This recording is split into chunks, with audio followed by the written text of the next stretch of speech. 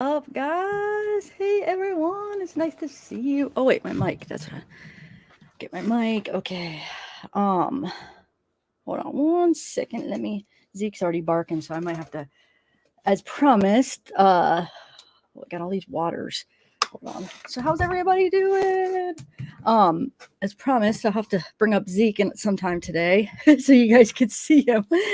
Hey Kaz, what's up, girl? Shawnee Catcher Christie. Every 30 minutes since 3 a.m. this morning, she said, oh, she's so cute with that red hair. I was looking at pictures on Facebook of her. Hey Hazel Eyes, what's up? Good to see you guys. Sulfur Music in the house. We got Rose. Wonder what the holdup is. John Pryor. um, Tennessee. Mamma Mia. Okay, guys. I'm gonna play the court. It was yesterday. Miss Milky Way Clown. Okay, so let me put this in so I could hear. And how many of you guys have already seen the court hearing? Hey, Alyssa, Jennifer, Billy, Matt in the house. Okay, so they it looks like they want to have a sequestered jury, which I wasn't that familiar with. Like all like the people that actually had one. I was watching that court TV thing that Libra you sent me, and he was bringing up cases that had a sequestered jury, and they all found him innocent. Like the verdict was innocent. Like Casey Anthony had one, OJ Simpson had one. Libra, what was the other? I think he named 2 more cases. So a sequestered jury is when they don't let the jury leave. They have to stay there. They don't get to go home. They're basically kind of stuck there until the jury's over or till the trial's over. And the guy from Court TV is saying like he doesn't think it's a good idea because that could be a bad idea because if you go back to previous sequestered juries, they found him innocent. So a sequestered jury, so the definition is the isolation of a jury to avoid accidental or deliberate tainting of the jury by exposing them to the outside influence or information that is not admissible in court. So they're limited to what they could watch. They'll be in a hotel, I'm sure. They can't talk to anybody. They can't watch, even though when you're on a jury anyway, you're not supposed to do that, but they make sure they control that. So let me see if there's any other. Actually, let me see. Sequestered jury cases. I just want to see what, because I know there's a couple other ones, and they all found him innocent. No, I'm not saying all sequestered jury found the people innocent, but he was bringing up like some of the big ones, and they did. Let's see. I was just trying to see if there's any other ones that come up, but we'll watch the court here in a minute. I just remember the 2 is the OJ and Casey Anthony. Is Libra in here? Libra, what else? Cosby. Zimmerman. Wait, which one? I just saw the Derek. But he wasn't found innocent though. So right. But Cosby. What's the Zimmerman? That's another one he brought up. What is that case? Why I didn't recognize it when they said Zimmerman. Is that Zimmerman? What was that? Zimmerman. Why can't I think? Zimmerman was a criminal. Second degree shooting death of 7. Oh, okay. Okay, so let me play this, and I might stop it here and there to chat. Trayvon, yeah, okay, I just saw that. Hey, Gail, Claire O in the house, Gabby, Silverleaf, good girl, Amy McAllister. Thanks for coming, guys. Libra. All right, so let me play that real quick, and then we could chat as we were watching it. The one who killed her. Yeah.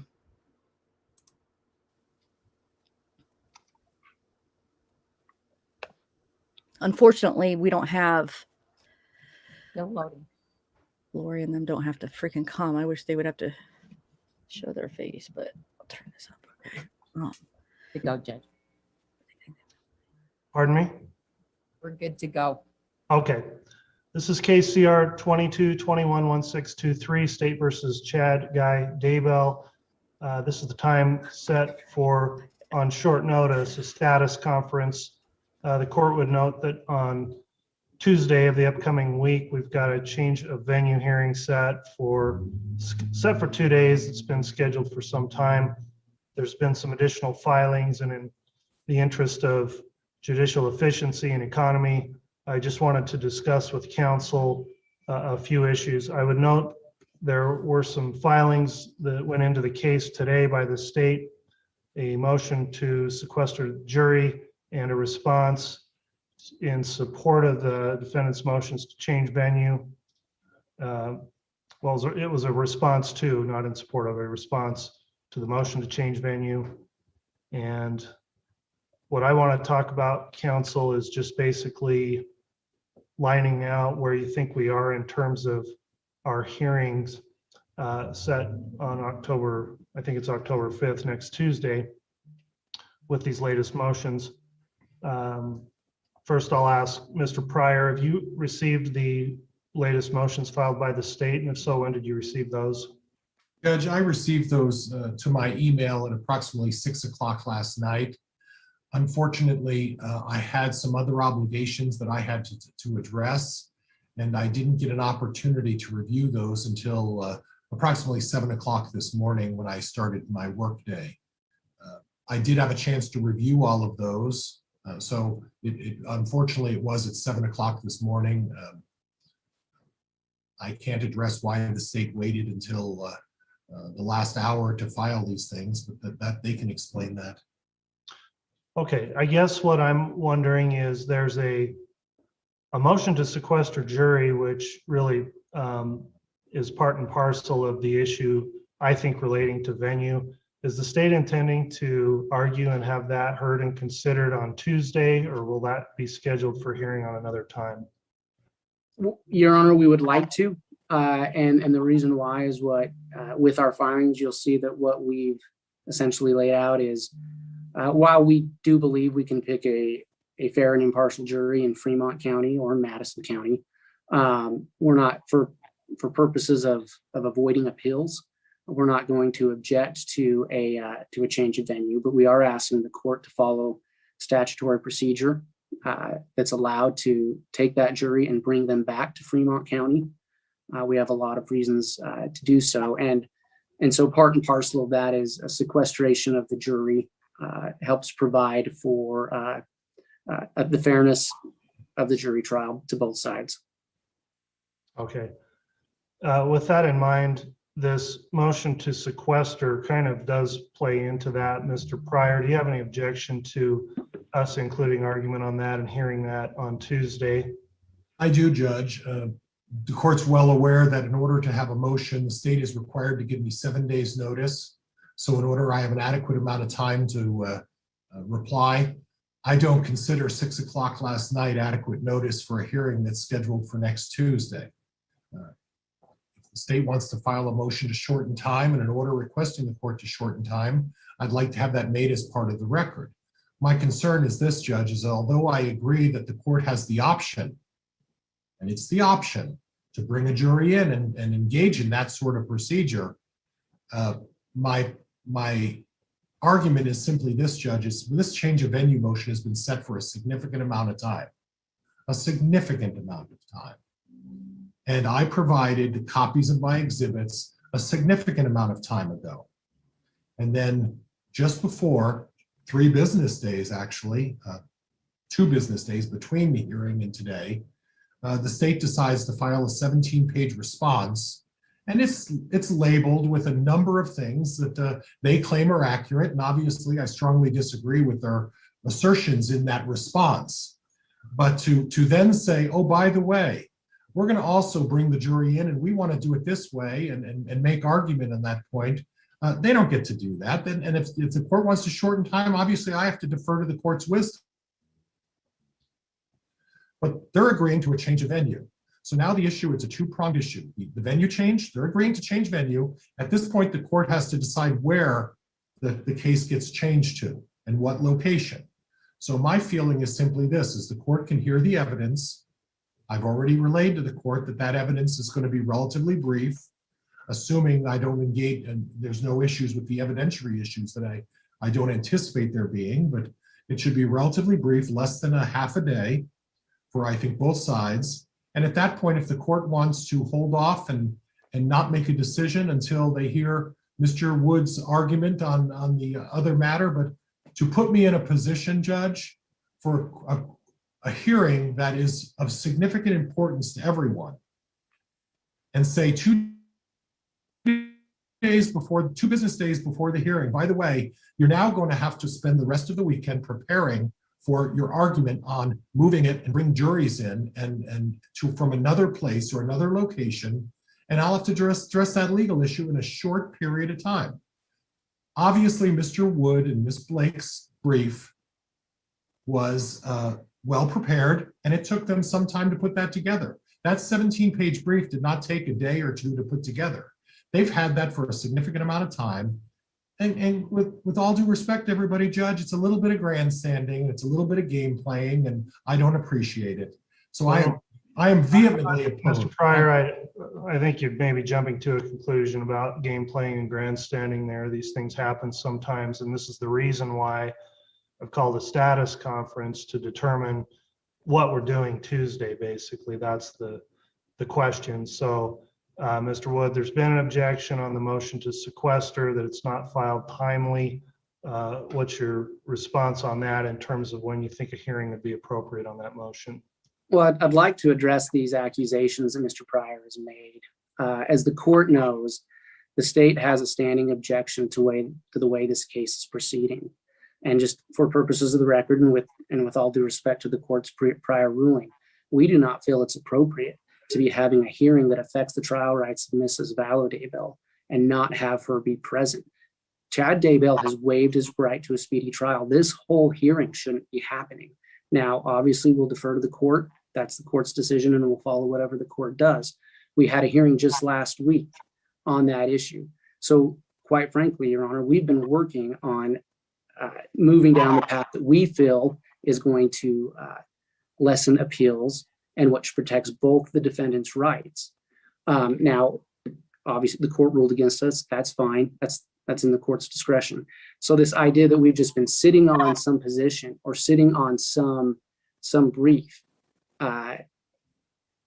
he has no right to make that accusation. He doesn't know what he's talking about. And I feel we have the right to address that. There's no reason to come into a court proceeding and act like that. So having said that, Your Honor, I would just simply make an oral motion to shorten time. I think it's absolutely appropriate, and where it dovetails into the arguments for publicity, pretrial publicity, and publicity of and jurors being affected by the publicity, I think it's absolutely appropriate. And I do want to clarify our position. What we're saying is we're not objecting to a change of venue, but we are specifically in the sense that we're asking for the jury or the judge, for the court, if they are going to change venue, to bring that jury back to this county.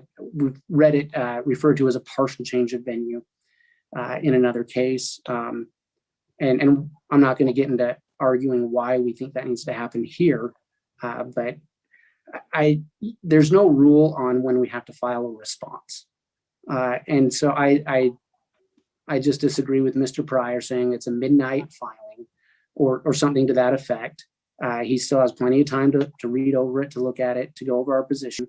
And so, yes, Your Honor, we're going to make an oral motion to shorten the time for notice on that. We would ask the court to grant that. Where it dovetails, it's not a particularly difficult argument to make or to adjust to. Right. Judge, quite frankly, the representation that I'm in some way absolutely wrong, I would refer to their response and where they actually commented on the evidence that's going to be presented in the jury in their response. And I can't quote which paragraph it is, but when a prosecutor starts commenting on evidence and the accuracy of the evidence as it relates to my client, If you want to talk about inappropriate, that's highly inappropriate. Now, I know this is a procedural issue, and I didn't mean to get in an argument with Mr. Wood and Ms. Blake. So I guess I'm going to stop at that point and let's do what we were supposed to do as part of this hearing. Well, okay. Before the court then is a motion to shorten time. And that would be as to a motion that landed in case today, motion to sequester jury. The court has reviewed that motion. It's a 4-page motion. It relates directly to the issues that are part of change of venue consideration. And a couple of things I guess I'll note.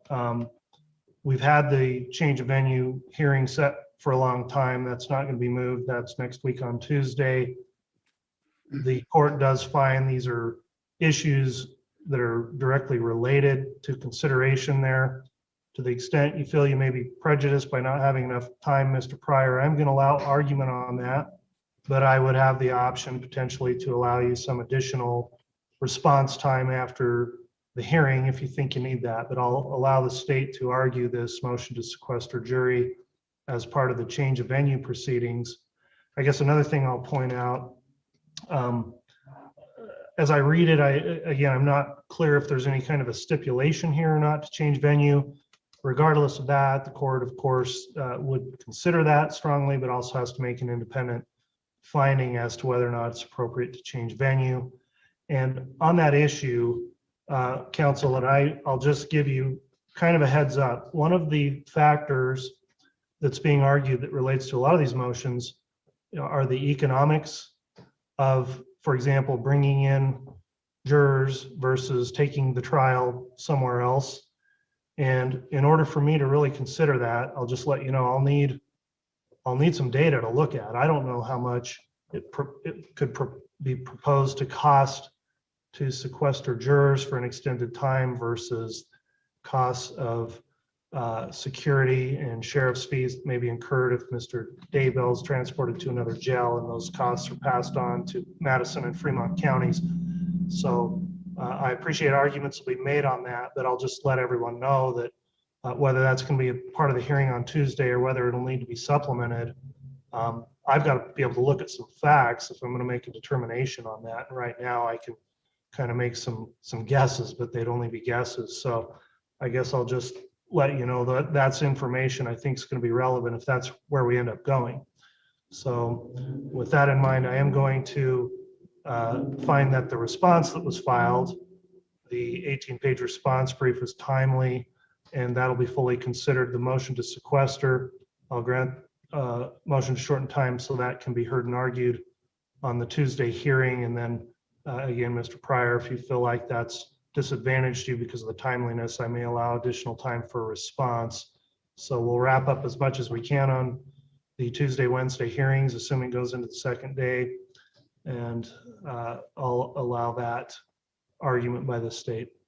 And Judge, I would make one request, that if it's Mr. Wood and Ms. Blake's position to submit economic information, I would prefer not to have that 12 hours before the hearing on Tuesday. That would be my preference, is not to drop that on me Monday night at 6 o'clock before a Tuesday hearing.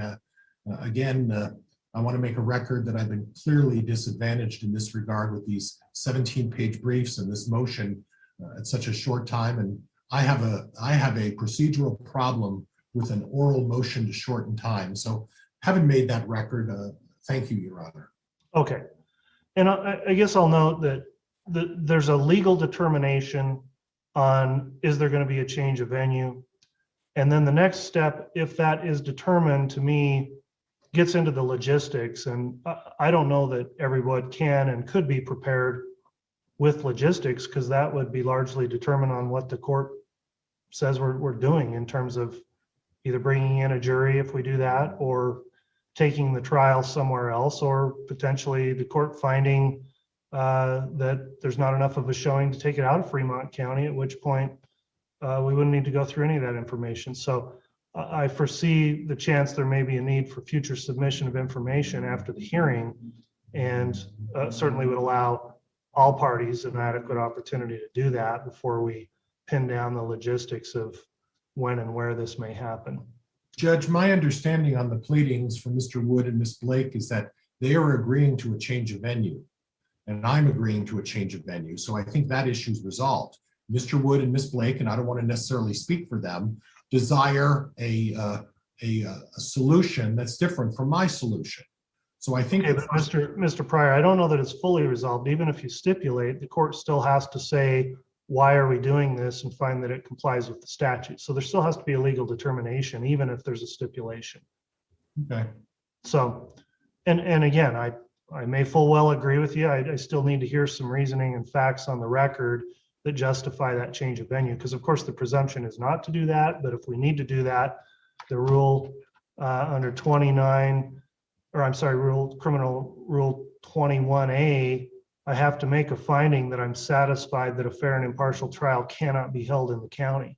And so just because both sides say that, I may well agree, but I want to know what that's based on. And I think that should be part of the focus of your arguments on Tuesday, if you do have an agreement on that issue. thank you, Your Honor. Okay. I think that probably covers what we need to in terms of the status conference for today. Counsel, let me just get your thoughts, if you may, on whether or not you think we'll be going into Wednesday on this hearing, given these latest developments. Mr. Wood, what are your thoughts on whether or not you think we could do this in a day on Tuesday? I think we can. I mean, you never know what's going to happen in court. I guess that's why, but I think we can. Okay, thank you. Mr. Pryor, your thoughts there? Yeah, Judge, I anticipate, and I agree with Mr. Wood, that I anticipate that we will not go beyond the day. Frankly, I'm almost anticipating a half-day hearing is what I'm expecting. All right, I appreciate that. And I'll just let you know that if we're going long in a day on that type of thing, my preference would be to go late versus stop and do another hour, for example, the following day. I think it's just more economical to finish it out if we need to get into the evening. So I'll alert the staff at the courthouse that there's a potential we may go late on Tuesday if necessary, and I'll just give all parties that opportunity to address that if we get near the end of the day, how you want to proceed. Okay, I think that'll be all we need to cover for this afternoon then, until we bring up more matters on Tuesday. Anything else for this morning then, Mr. Wood? Not from the state, Your Honor. All right, Mr. Pryor, anything further? Not from the defense, Your Honor. Thank you. Okay, thanks for your appearances this morning, and we'll see everybody again on Tuesday. Thank you, Your Honor. You're welcome. Thanks for your appearances as well.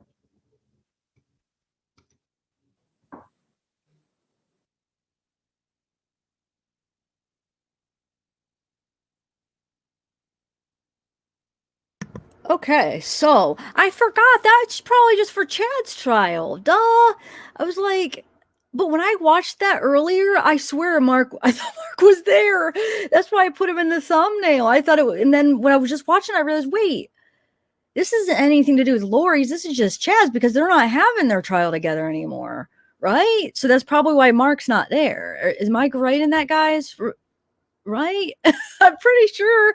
I mean, the last that we know is that Lori's still unfit to stand trial. So I don't think, I think this is just about Chad's. So that makes more sense. But oh my God, Pryor, he makes me laugh though. I mean, that trial is going to be kind of entertaining because he is so ridiculous. He wants to complain about everything. He whines about everything. He gets so defensive. I don't know. He's just going to I feel like he's going to attack the witnesses. Remember how he did that in the preliminary? He was just so rude and attacking them for not being able to hear and not and having to remember. Melanie just had to think, sometimes she would think, wouldn't answer right away. She would take a couple of seconds or minutes or whatever before she responded, and he asked her if she had some kind of issue because she did. It's like, oh my God, do you have some issue comprehending what I'm saying? It's like, no, it's probably smarter to really think about what you say before you say it, especially during something important like that, like a trial. But I don't know. So that'll be interesting. He'll be entertaining at least. And probably how much he repeats things. Wonder if he's going to do the, what was the thing he always said? Oh, I already forget. he said a few things he would say over and over. Oh, Lordy. Anyway, Shelly, hey, where have you been, girl? How have you been? So nice to see you. Wow. Hopefully you've been good. Lisabella art. You guys, she's the one that did my art. This here, I'll show you. Me and Zeke. The cartoon version. Well, my picture for yeah, right there. My picture for the I just put the background in the background, but she drew like me and Zeke. I actually have her information in the description if anybody wants to have her do any work for you. It's in all my descriptions. But anyway, what's up? I'm glad you're here. I know. How have you been? Man, it's nice doing like early ones because a lot of people that don't on different time zones that don't get to make the later ones. And I have a feeling I am going to be doing more early ones because I've been going to bed early and waking up early now. Because I've been sleeping with my mom and we go to bed really early and then we wake up early. So I'm on I'm not a night out anymore. I'm on a whole different schedule. So there probably will be a lot of more earlier lives and video lives. What they say videos, but the pre-recorded, it doesn't matter. Hey, Zurzek, I mean, what's up? So I brought up a couple interesting articles about sequestered juries. I think they're interesting. I just kind of skimmed through them while I was playing this, so I haven't got to really read them, but the title and just skimming through them, they seem kind of interesting. Okay, so let's see. Oh, Scout Inquirer, what's up? Yep, it's 8:30. Wow. It's crazy, the time zones. Okay, so I'm gonna show you a couple of these articles. 1 second. One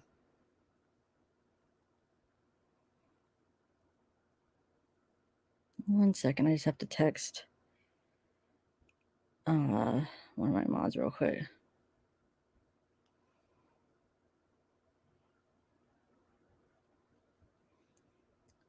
All right. Okay, so the first one, let's see, I have 3 of them. Which one do you want to read first? I have one it is 14 important pros and cons of the jury system. And oh no, I thought that was a sequester. Never mind. This is just the jury. I have other articles too, but I thought it was pros and cons of the sequester jury, but I didn't read that right. So never mind. So, okay. So either pros and cons of sequestering trial juries, and then I'm going to read them both anyway. And then sequestering pros and cons are 2 of them. Okay. So let me read. That was weird because I typed in sequestered jury. Why did it? That first one. Wonder why it just brought that up. Alrighty. Let's do this. I think I'm going to do. Hold on 1 second. Yeah, that'll be good enough. Okay. I'll do this one first. Sequestering. Sequestration pros and cons. Am I saying that right? Why does that sound weird? When I say it compared to when they said it, I feel like it's all right. Let me remove this and then I'll share my screen real quick. So we'll do this one first. So I think it's interesting stuff, especially because if you're following this case and this is what they're asking for, which it doesn't look like the prosecution or the oh my god, why can't I even think? It doesn't look like what's his name, Pryor or Rob Wood. That's what they want. They none of them have a problem with the sequester and jury, so it's probably I'm sure that's what's going to happen. So let's see. Although most of the coverage of so they bring up the George Zimmerman trial has understandably focused on the defendant and victim. We should not forget the toll on the jurors. As I have written before, jury service can be quite stressful for jurors, and that is especially true in long trials with serious charges, complex evidence, and emotional testimony. All of these factors are compounded by I'm stressing the wrong syllable here. Sequestration. I don't know. Sequestration, as in the Zimmerman case. I feel like I'm stressing the wrong syllable. Oh well.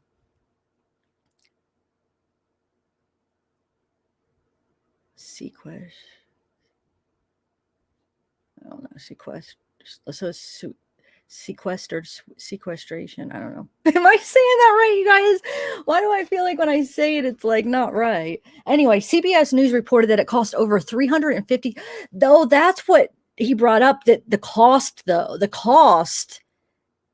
is going to be a lot to do that, right? So, I mean, that could be one reason they don't go that route, but I think they will for some reason. What do you guys think? I'm going to read these articles and I want to take like a poll, like if you think that it should be sequestered or not.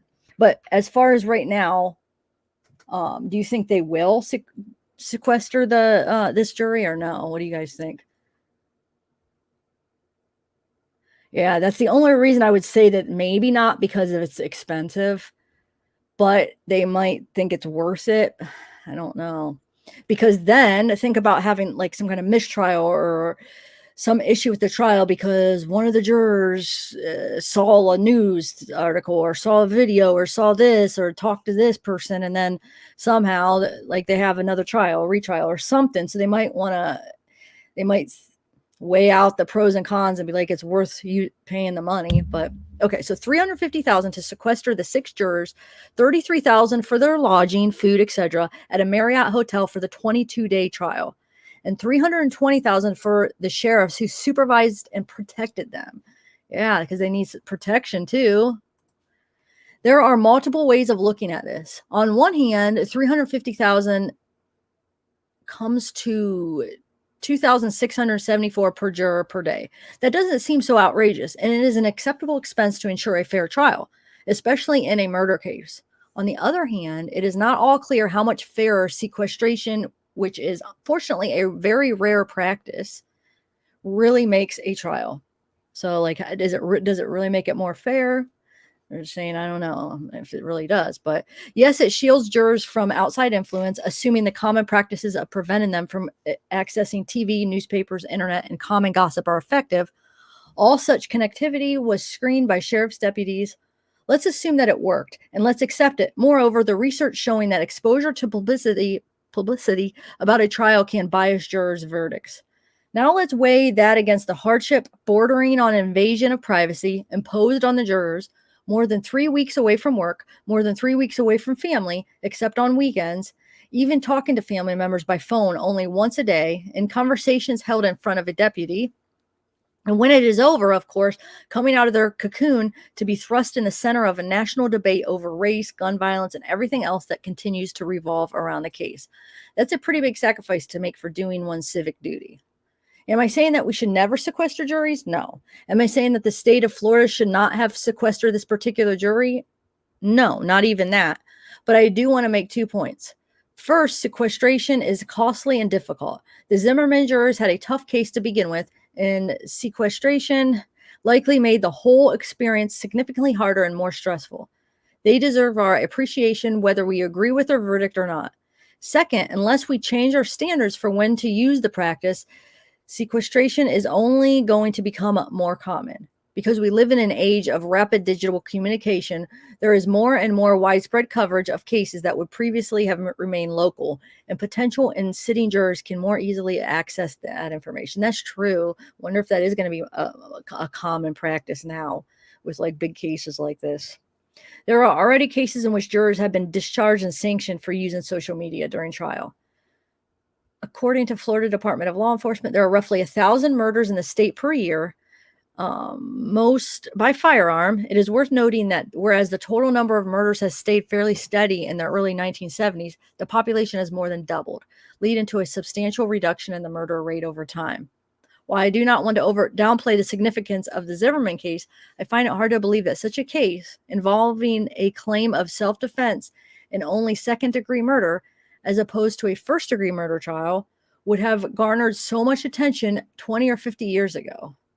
It is really that much more newsworthy than the 1,000. Oh, is it really that much more newsworthy than the 1,000 other murders that occur in Florida each year, many which also go to trial? That's why I don't understand. I'm still trying to figure out why some become so big in the media and some don't. Like, it just doesn't make sense to me.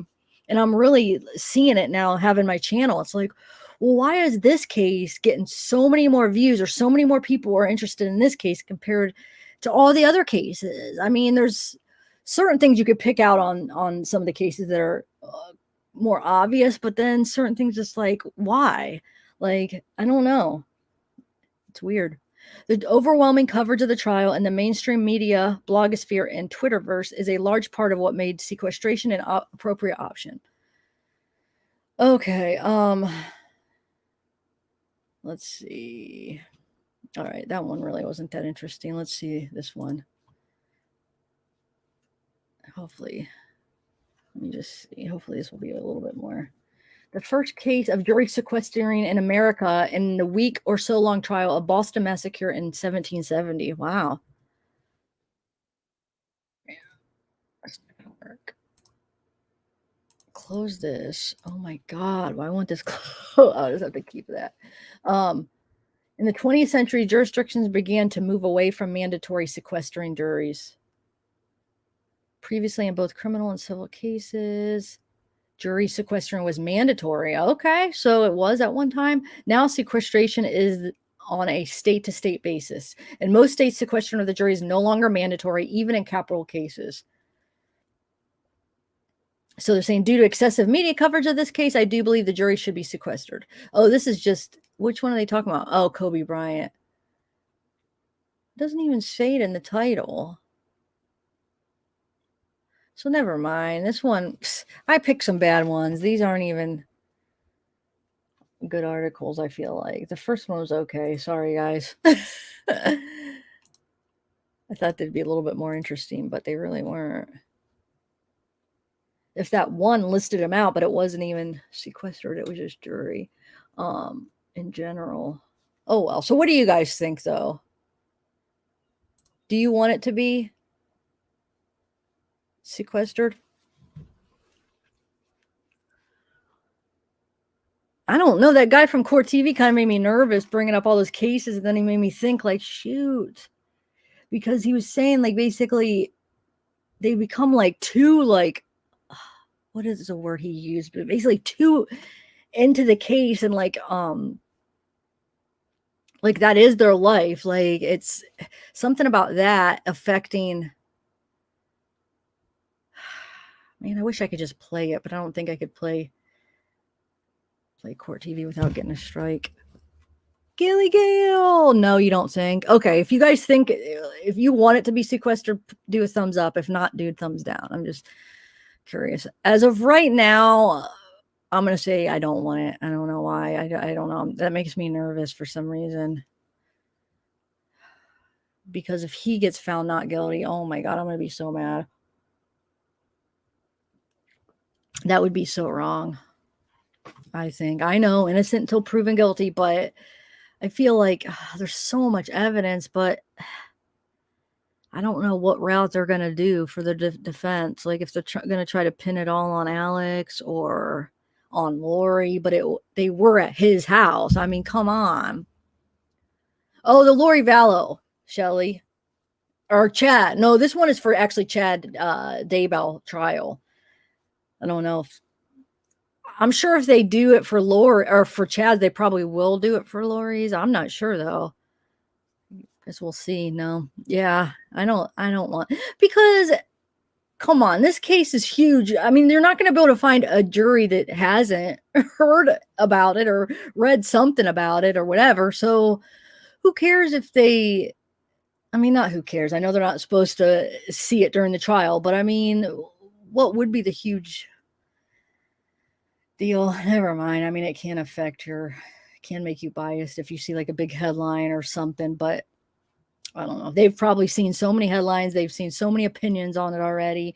You can't really shield them. I mean, it's too late for that, I feel like. So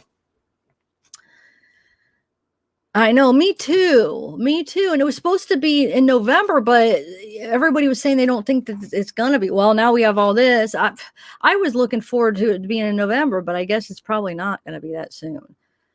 And then when's Lori going to be freaking fit? And then if they find Chad guilty, yeah, there's probably a pretty good chance that they're going to find Lori guilty. But even if they would find Chad not guilty, that still wouldn't guarantee to find Lori not guilty, because then, I mean, who did? I mean, they're going to have to, somebody did it, right? So I think that, I don't know. I think Lori's going down for sure.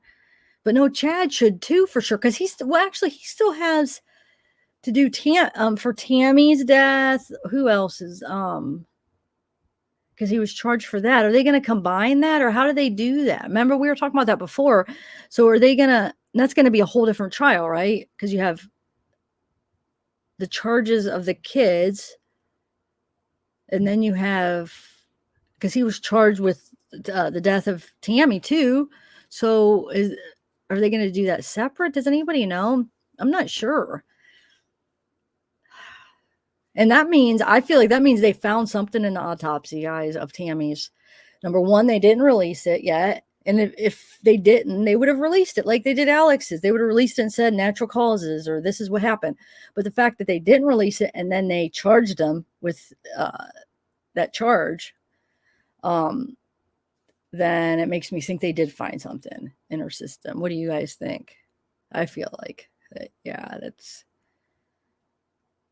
Because if not, how could they have charged them? I mean, they could, but like that would be hard to prove that if they didn't find anything. If they found like, oh, natural causes, then how are they going to charge them with it? You know, it would be very risky and, but I think they found something so they could charge him. I hope, because we all know that he had something to do with it.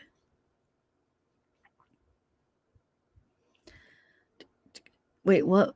Wait, what is supposed to be televised? Will be televised? Have they said? Yeah, remember? I'm pretty sure that they had a court hearing about that, about it being, or was that for the preliminary hearing? I thought it was for the trial too. Yeah, I'm pretty sure it'll probably be on what judge. It'll be, I don't know. They switched judges, but I guess it'll be Bryce, right? For this. Because you have, well, I guess it depends which charge, because you have the one, I don't know how they're going to do it, guys. Oh, they did, little lady? What? I didn't know that. No, Pink Delilah, they were going to have the trials together, but now that Lori's unfit to stand trial, and Chad's trial is going to continue on, how can they have them together? So I don't think they can't. Oh, hey, Michael Lafferty. I didn't know they said she was suffocated. Wow, I'm behind. Is that true? Yeah, I didn't hear that either. Where did you hear that, little lady? I feel like that would have been all over, huh? They said that a long time ago. Wait. So by doing the autopsy, that's what they found out. Is that what you're saying? What? I didn't think they released anything. Huh. Well, I don't know, guys. I'll have to look that up. Let me see if I could. I don't know. How could I have not heard, though? Maybe I was too busy with doing another case, but let me see if I could find something.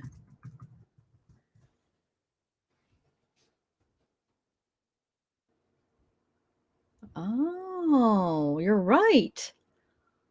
Wow. When did they announce this? I'm not doing very good reporting. This was the case that I really covered like a lot. Like I have over 100 videos, and I wanted to fall into the trial.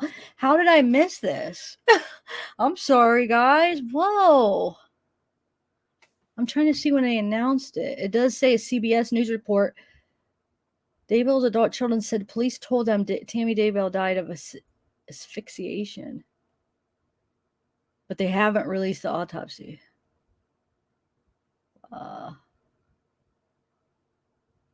This was okay. So it's August, the end of August breaking. So I missed it. Okay, shoot.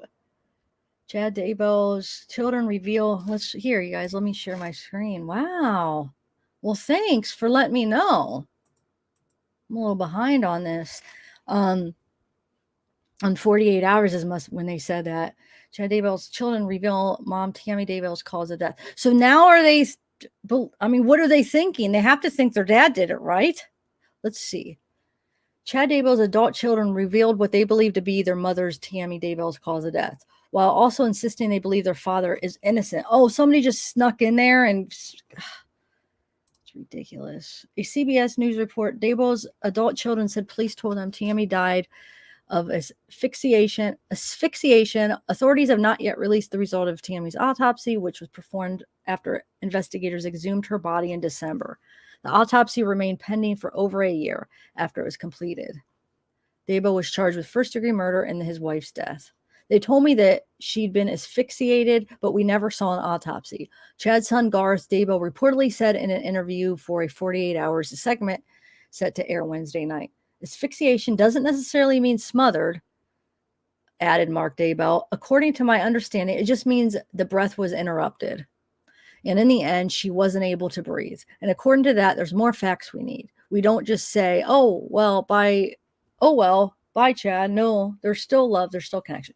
I guess you could have your face buried in a pillow or a blanket or something and be in such a deep sleep and stop breathing. I don't know if sleep apnea, if that, people stop breathing. I don't know how many really deaths are caused by that. And then would that be considered asphyxiation? I guess it's possible, but with all other things considered, you have to look at the bigger picture.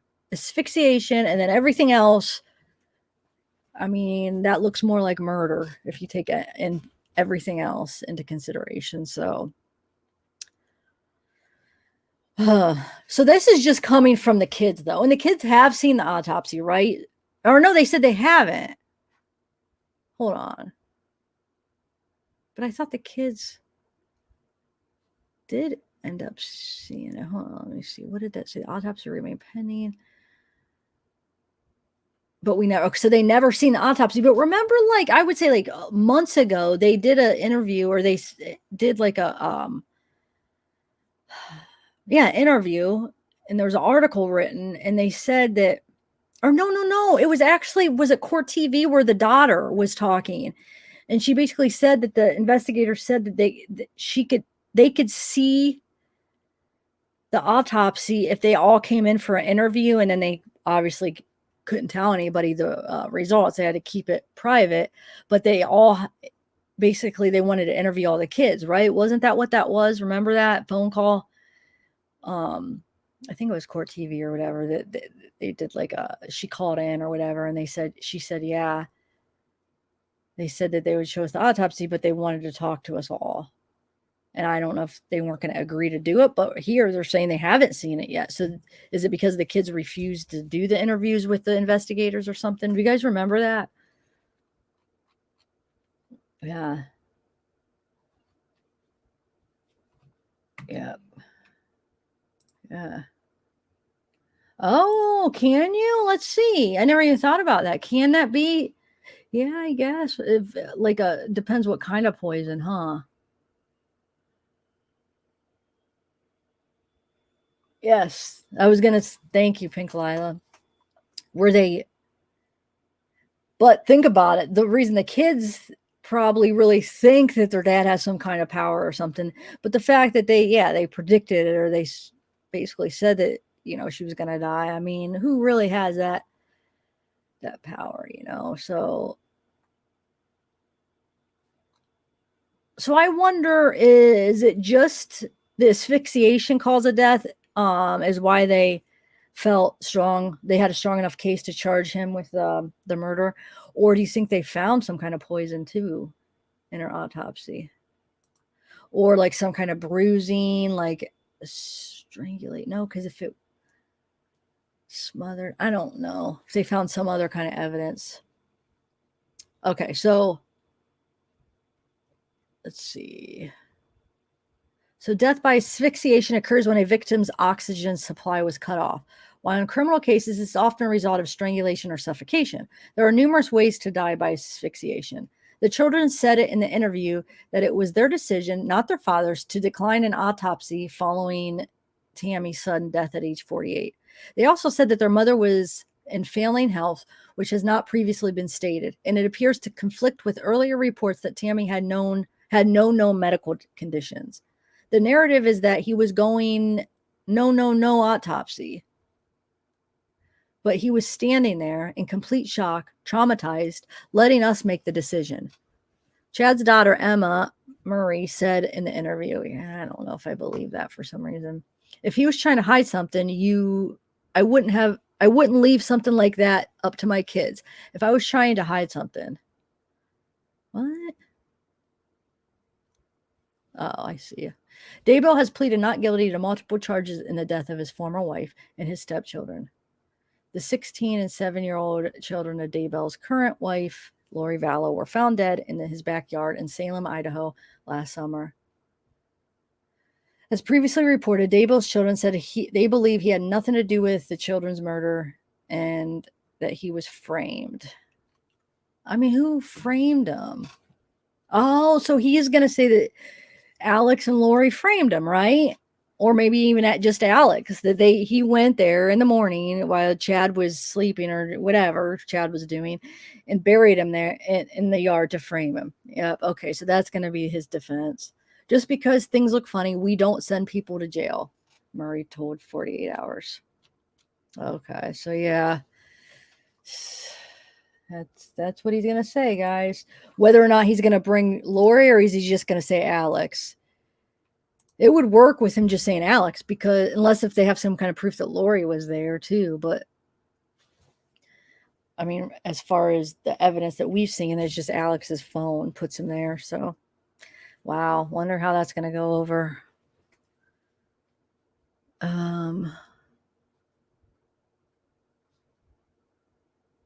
Oh, thanks, Shelly. Yep, Dragonfly. So how have you been? I like your picture. I want to see something real quick. Let me see. I had a. Hold on 1 second.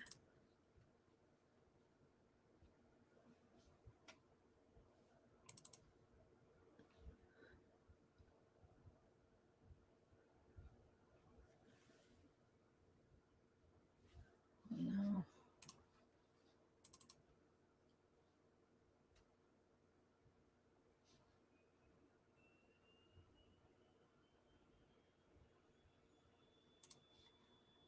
Just wanted to see it, my file for this case to see if I have anything to share that. I guess I do want to continue those documents, but I'm not sure if I'm going to do it in this. Remember, we're going over all those 2,500 or 1,200 pages.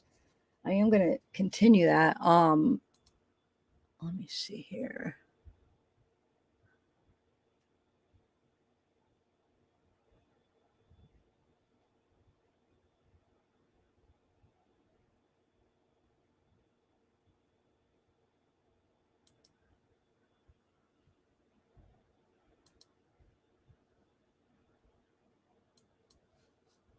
One second.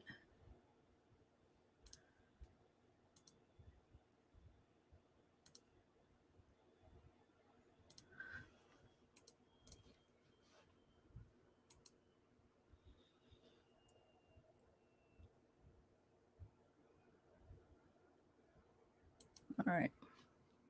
Nah, I'm not gonna, I don't really have.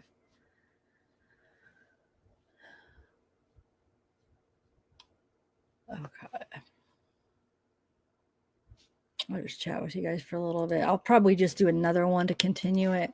Hopefully in the next couple days. Are you guys still interested in reading those those 1,200 pages? There were some interesting things, and I mean there's some stuff that was just like repeats, but then there was some stuff in there, and I mean we're not even probably halfway through all the documents, so there might be some other things that might come up. Yeah, I think they will, Scout Inquirer. I really do. They must have had some kind of proof that Lori was there because I think they got her locked up. Yeah. No, I think they have like, because I'm not sure if they think that the murders maybe happened at a different location and then they brought him to Chad's property. So if that's the case, then they wouldn't even have to necessarily think that Lori was there in the morning helping like to bury them. You know what I'm saying? To have the charge. I mean, because do you guys think Lori was there that morning with Alex and Chad? Or was she just there before they went there? I'm not sure. I almost have a feeling that she just made Alex take care of it after the fact, you know? But I guess we'll see what they have. I mean, they probably have enough that I guess we'll see, because it does make me curious if they think that did the murders happen on the property or was it before in Lori's apartment? You know, do they have some kind of good evidence to show where? Oh, you have it, Heavenly Clouds? Wow. Check it out. It's very interesting. I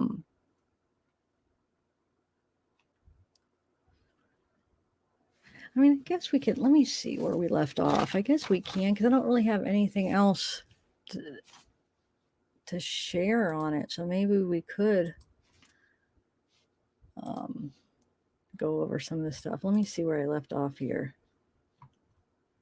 The only reason I'm doubting it is though because the title and stuff, I might want to just keep it where that's what it is. Like I think we're on part 3. It'll be like part 3. What do you guys think? Let me see here. I think I might do another live later though. Anyway, I'm not sure on what I would like to, I was thinking about doing another case. Is there any other current case that needs attention, guys? Read this document. Okay, whipped. I want to see where I left off here. 2140. So we're right here. Okay, so that's where I left off. 2140. So this is where I left off. Let's see. We could probably go over some of it. I'm not sure.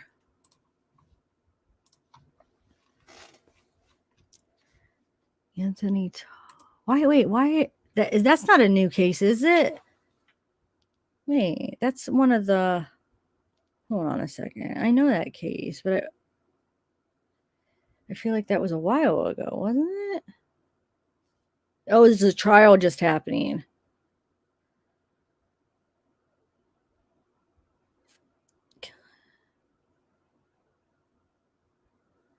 Okay, I could look into the trials happening because I kind of wanted to do something like current where it would be like current stuff.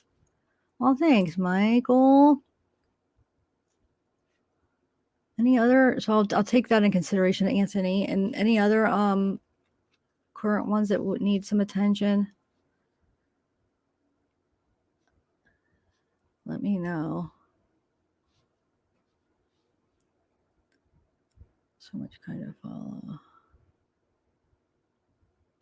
Yeah, me too, Isabella. I bet you're right. I bet you're right. Oh, Zeke. Oh, yeah, I gotta go get Zeke. That's what we'll end it with Zeke. And then I'm gonna wait. In the next couple of days, hopefully I'll do like part 3 reading the files. But I'm gonna wait. So those are all just, that's what it is, you know, if anybody wants to go through them. Hey, Joel Weed. Okay, hold on. I'm gonna go get Zeke. Gail Galster. How is Diana Wright? I was just thinking about her early. Like, man, I hope I see her in alive. Like, hope she pops in alive soon. Is she okay? Hey, Haley Senior. Man, I hope she's okay. You want to see Zekester? Okay, hold on.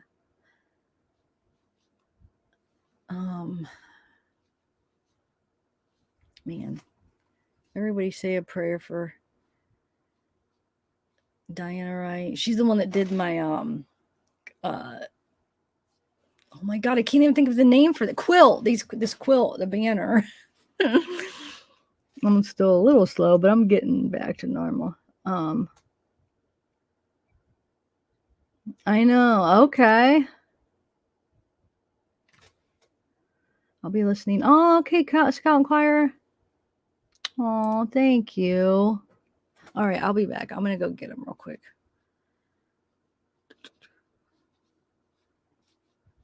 Wait, do I still have my...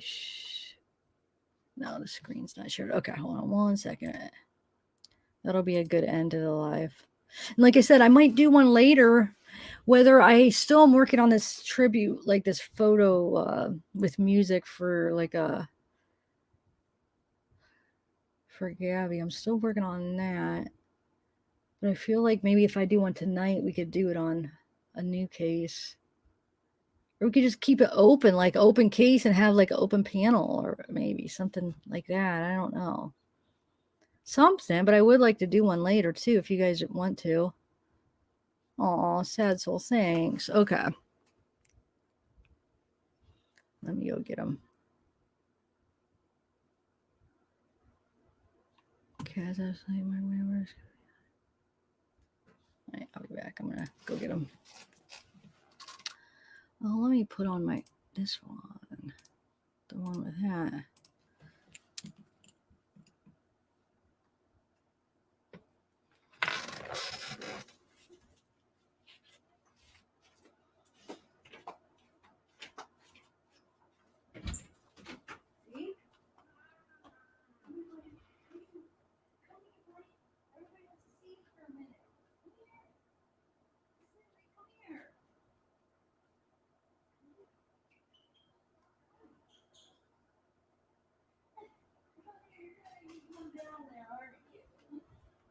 Oh, you're silly.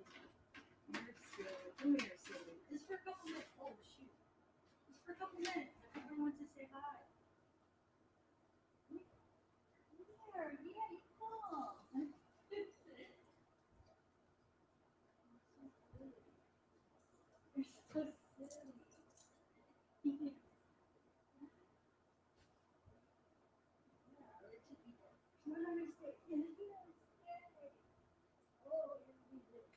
silly. Eat it, silly. You're gonna choke on it. Okay. Oh, got a treat in his mouth, but it won't. Here, let's move this over. Okay, buddy, let's go. Zeke's here. He's got a treat in his mouth, though. He's just holding it in his mouth. You can't even tell, can you? He started chewing it, and then I picked him up and chew it, silly. You could eat it. Go ahead, buddy. You hear the dogs barking, huh? You could chew it, bud. There you go. There you go. There you go. Like that, so you can lay it down. Okay, you just gotta eat his treat. Here, silly. You don't want it? Why don't you want it? Say hi to everybody. No, this is just to wipe off your spit. Okay, you'll probably eat it later. So here's this. So Zeke, he is. He's so gentle. He's a gentle guy. Look up there. Look up there. See his pretty eyes. His cute little eyes. He's got dark eyes though. Anyway, oh.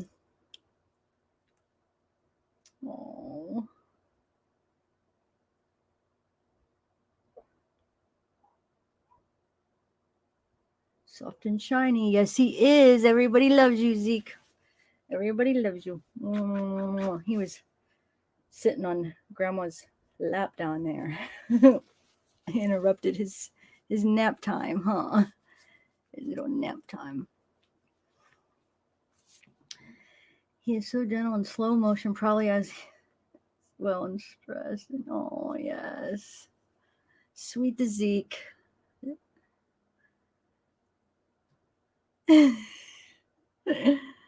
You're so cute. Oh, you got a yawn. You got a yawn. I love him too. He's my boy. He's my boy. He's just so cuddly and he's just a little angel. Yes, he is. Oh, something interesting to discuss with some expert on this. Oh, hiding from the law. That it would be interesting. Because I'm looking for some some video ideas, guys. You guys could help me out. I'm having trouble, like, because I would like to, you know, bring some attention to other cases too, and then kisses from Sad Soul and everybody. Look at his fluffy. Okay, you want to go back with Grandma? You want to go back downstairs with Grandma? Huh? Okay. He's just so precious. He's got his little white paws. Okay. Now I just want to go cuddle with him. I said, woof, woof, woof, woof, woof, wood. Wood. Okay, Pink Delight. I said, woof, woof, woof, woof. All right, guys. Just emailed you the newly released. Oh, thanks. Oh, yeah. I wanted to say that was another thing I jotted down because that's what that guy from Court TV, he said. Basically, that just came out with it was his cause of death was multiple gunshot wounds to the chest and abdomen, one to the chest. So basically, it was more than one gunshot. Which hold on. So you just email me something. So do you think it's something you? Let's see that we could share now. Let's see.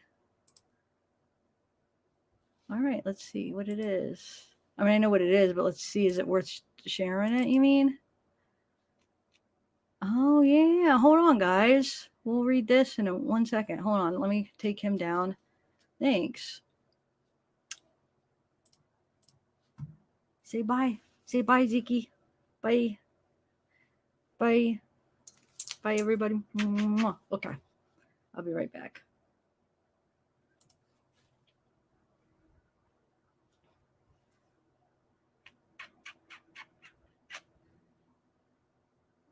All right, let's go, mommy. Okay, mommy. You want to go back downstairs? Oh, I'll get your treat. Hold on. Let me get your treat. Go ahead, get it. Get it. Get it. Get it. There you go. Good boy. Hold on. I'll get it sticking. They're silly. You're so silly. You're eating it now. You're eating it now, aren't you? Okay, I want you to choke, Bubba.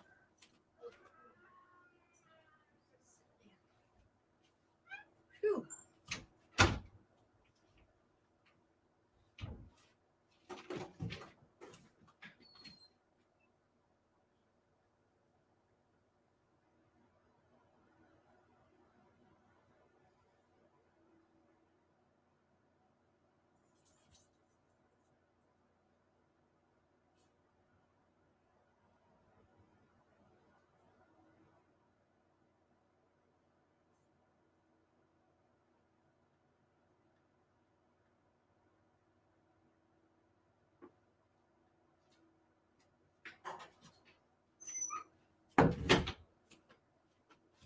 Okay, let's go over this real quick, guys, and then I'll finish up those other videos that I wanted to do. Okay. Oh, I just uploaded, which I just have to. Actually, hold on. I'll just finish it. Where this new body cam footage from Gabby and Brian Stop, like from the other cop. I just hold on, uploaded it. Let me see if it's done. Let's see. I think it should be done.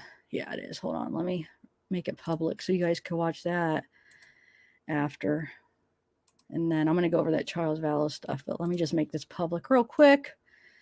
So after this, you guys go over and watch my newest uploaded. It's a different view of the whole Gabby and Brian Stop from a different cop. And let's just go over to Charles Vallow real quick, and then we will end it.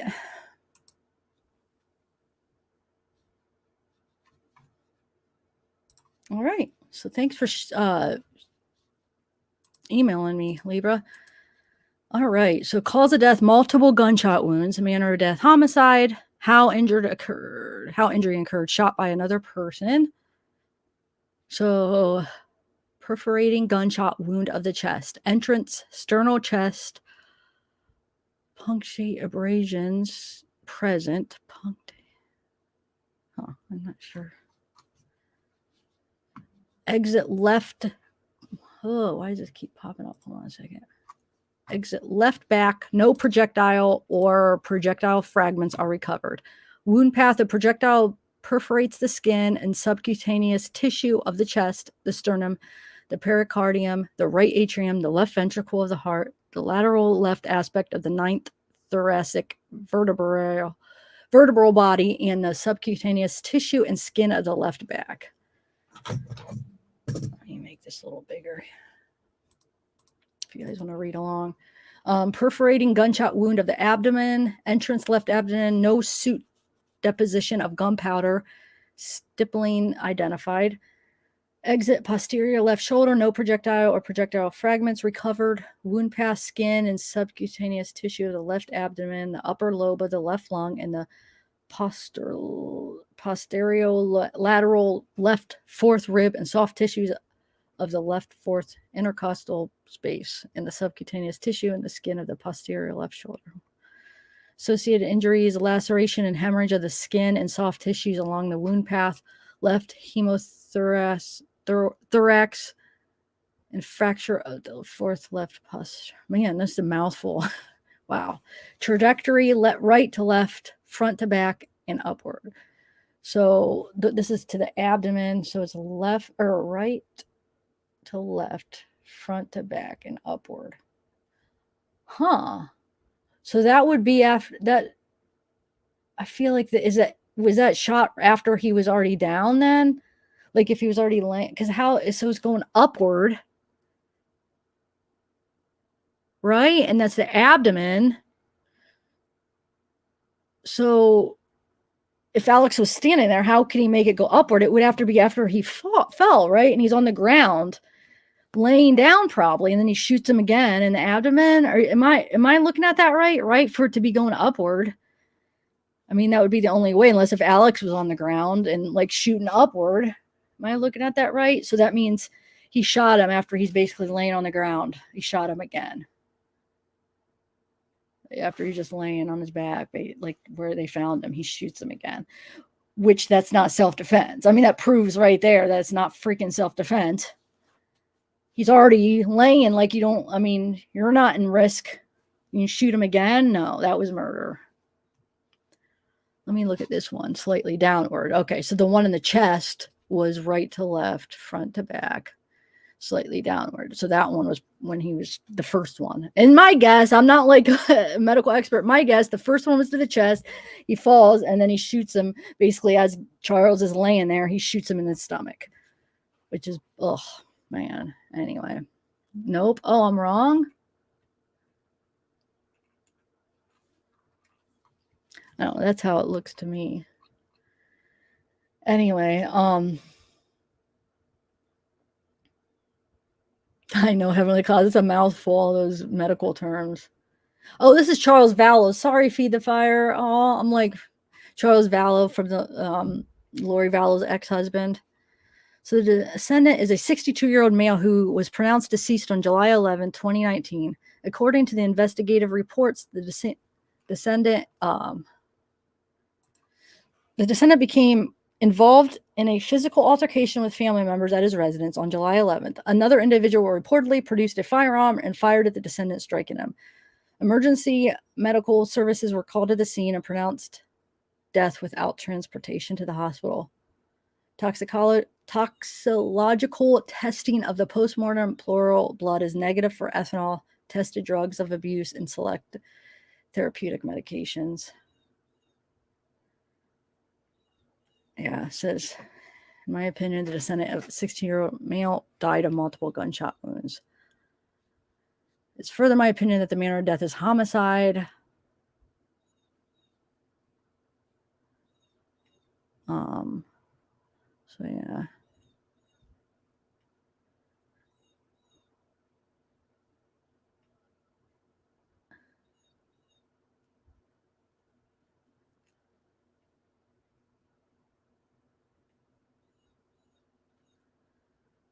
Let's see if there's anything else.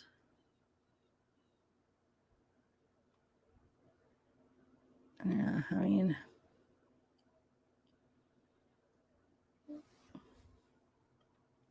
I don't know, I'm not going to read all this, but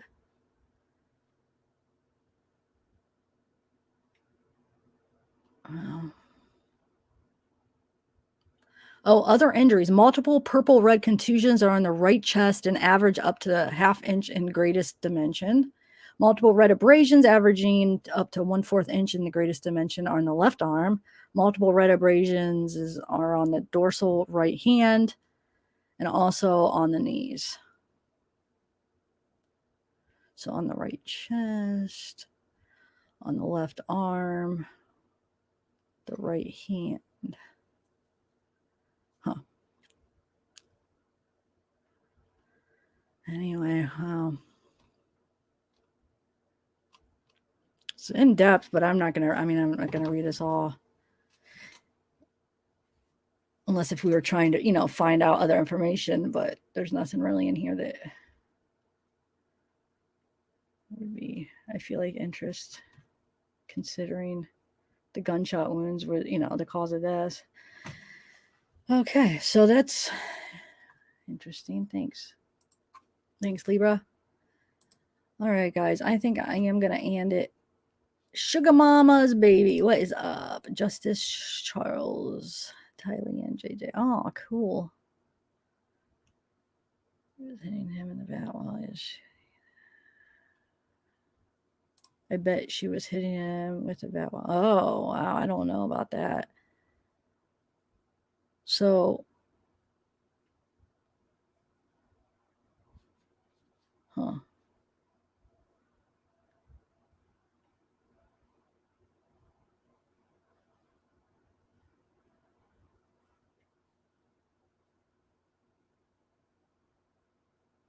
Oh, Pink Delilah.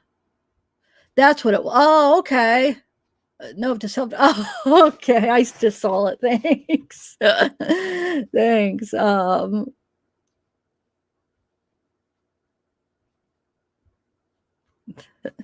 Sorry, you're probably me, and I'm glad I did see that though, because I know how frustrating you're for trying to like tell somebody something and you want them to know, and it's like, no, you didn't see it.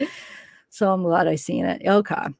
All right, guys, I am going to end it, but I might do another one later, so look for it. I might do another case, depending on what I get done today, if I get the Gabby videos done. But no, you guys go watch that second, that's the new body cam from that stop on the Gabby and Brian that I just uploaded. If you haven't seen it already, it's it just gives you another view, and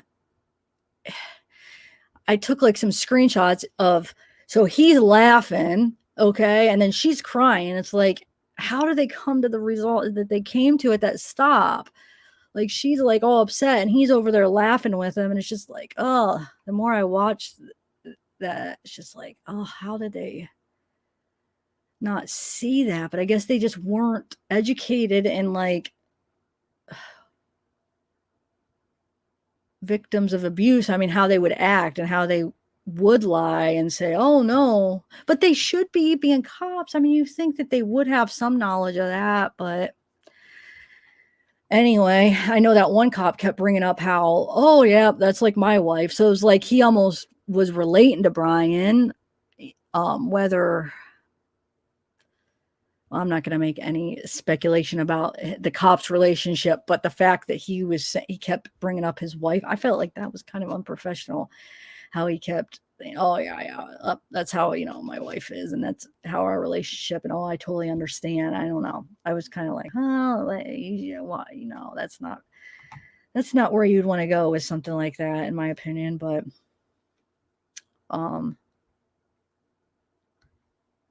yeah. Oh, hey, Seeking the Truth with Dave. What's up? A long time. Haven't seen you in a while.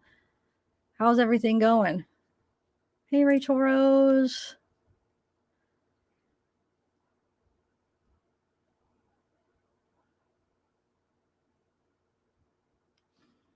Thanks, Beth. Yeah, so go watch it, guys. I just uploaded it, so I'm going to go.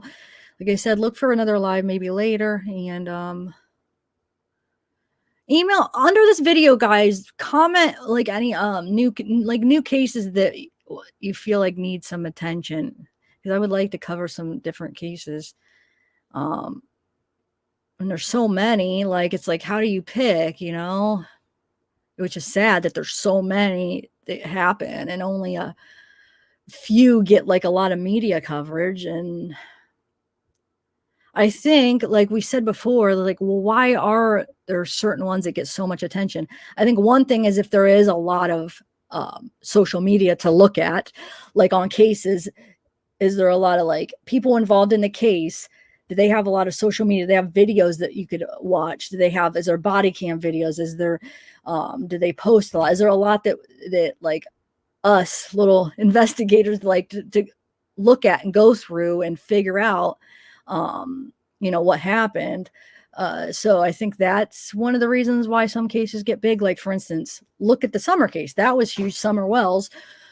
Why? Because first of all the family members were all over media, all over social media, willing to do interviews, posting on Facebook. The mom, Candace, had TikTok. She had Facebook videos. So there was a lot to go through to like analyze, their home life. How was Summer growing up? Or, I mean, she wasn't growing up yet, but how was her family life and stuff like that? So I think that's one reason. And Dawn being all over, YouTube channels doing interviews, and so I think that's why that one got so much attention. Chris Watts, same thing. You had Shanann, you had all those videos and all the stuff to look at and to analyze and to go through, and all the body cam footage. So I really think that has a lot to do with it. But I wonder if it has to be other things too. I feel like Gabby, they only had one YouTube video, but she had TikToks, and I feel like there's other reasons why that one was so big, rather than because there really wasn't too much. I mean, I guess there was some video, but I don't know. I should keep track and like find like the similarities between the cases. But so far, it seems like it is that if they're on social media, and if there's a lot to look at, I feel like that's a huge thing. But anyway, all right. I don't know. Heavenly Clouds. It's crazy. Hey, Casey. Aw. Riley Crossman. Oh, how about it with the trial? Huh. I'm going to write that down. I don't know. I've never even heard of that case. Let me see.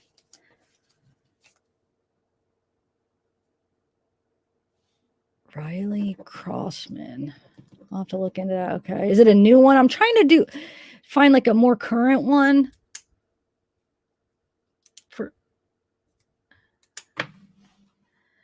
Or I guess if the trial's happening just now, like that one, and then the Anthony one. Okay, Native Americans. What missing women? Well, which is there a particular one, or?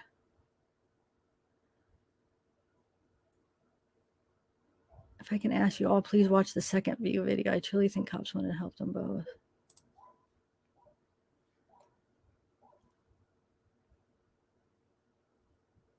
Kyron Horman case. Okay. I'll write that down. Okay. All right, guys. I think I am going to go now, though.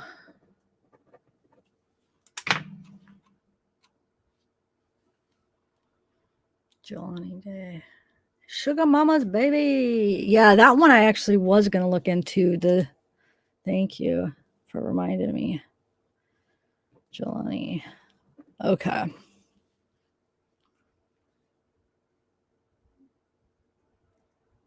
Hey, Crime and Justice. Wait, who's Ryan Larson? Why can't I think who that is? Okay. All right, guys. Problem on the reserves. Okay. Huh.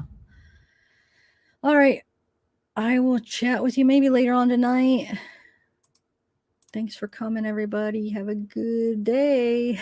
Bye.